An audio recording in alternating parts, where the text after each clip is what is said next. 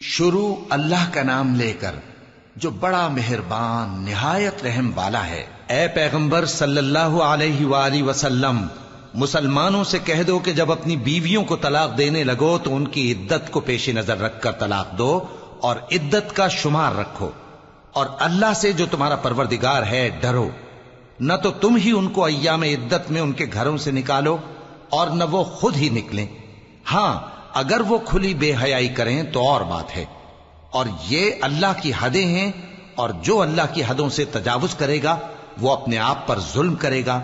اے طلاق دینے والے، تجھے کیا معلوم شاید اللہ اس کے بعد رجعت کی کوئی سبیل پیدا کر دے۔ پھر جب وہ اپنی میعاد یعنی عدت ختم ہونے کے قریب پہنچ جائیں تو یا تو ان کو اچھی طرح سے زوجیت میں رہنے دو یا اچھی طرح سے علیحدہ کر دو، اور اپنے میں سے 2 منصف مردوں کو گواہ کر لو، اور اے گواہو اللہ کے لیے درست گواہی دینا۔ ان باتوں سے اس شخص کو نصیحت کی جاتی ہے جو اللہ پر اور روز آخرت پر ایمان رکھتا ہے، اور جو کوئی اللہ سے ڈرے گا وہ اس کے لیے رنج و غم سے نجات کی صورت پیدا کر دے گا، اور اس کو ایسی جگہ سے رزق دے گا جہاں سے اس کو وہم و گمان بھی نہ ہو، اور جو اللہ پر بھروسہ رکھے گا تو وہ اس کے لیے کافی ہوگا۔ اللہ اپنے کام کو جو وہ کرنا چاہتا ہے پورا کر دیتا ہے۔ اللہ نے ہر چیز کا اندازہ مقرر کر رکھا ہے۔ اور تمہاری طلاق والی بیویاں جو حیض سے نا امید ہو چکی ہوں، اگر تم کو ان کی عدت کے بارے میں شبہ ہو تو ان کی عدت 3 مہینے ہے، اور جن کو ابھی حیض نہیں آنے لگا ان کی عدت بھی یہی ہے۔ اور حمل والی عورتوں کی عدت وضع حمل یعنی بچہ جننے تک ہے، اور جو اللہ سے ڈرے گا اللہ اس کے کام میں سہولت پیدا کر دے گا۔ یہ اللہ کا حکم ہے جو اس نے تم پر نازل کیا ہے، اور جو اللہ سے ڈرے گا وہ اس سے اس کے گناہ دور کر دے گا اور اسے اجر عظیم بخشے گا۔ طلاق والی عورتوں کو ایام عدت میں اپنی حیثیت کے مطابق وہیں رکھو جہاں خود رہتے ہو، اور ان کو تنگ کرنے کے لیے تکلیف نہ دو،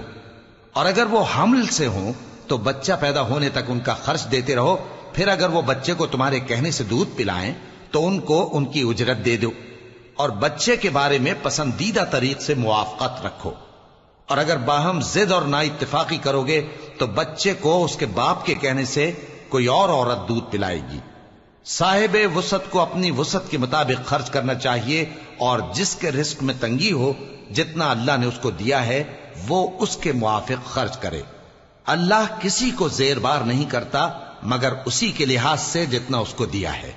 اور اللہ ان قریب تنگی کے بعد آسانی کر دے گا۔ اور بہت سی بستیوں کے رہنے والوں نے اپنے پروردگار اور اس کے پیغمبروں کے احکام سے سرکشی کی تو ہم نے ان کو سخت حساب میں پکڑ لیا،